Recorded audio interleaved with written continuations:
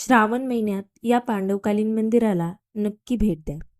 पुण्याहून 32 किलोमीटर अंतरावर सासवड कापूरहोळ रस्त्यावर वसलेलं चांगवटेश्वर मंदिर हे एक शांत, आध्यात्मिक आणि ऐतिहासिक ठिकाण आहे.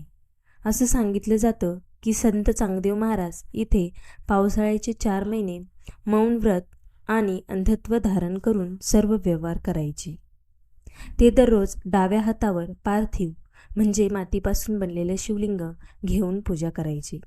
पण एक दिवस जोरदार पावसामुळे त्यांच्या शिष्याने कंटाळून वाटी उलटी ठेवून तिथेच लिंग तयार केलं.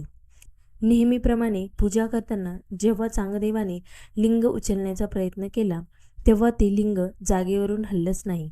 त्यामुळे त्यांनी त्या स्वयंभू लिंगाभोवती एक सुंदर छोटेसं मंदिर बांधलं.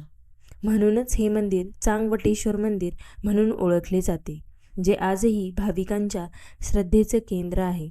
मंदिराच्या परिसरात 2 दीपमाळ, सभामंडपात भव्य असा नंदी, कोरीव खांब आणि आजूबाजूला हिरवागार निसर्ग. चांगवटेश्वर मंदिर या श्रावणात एकदा तरी पाहायलाच हवं. धन्यवाद.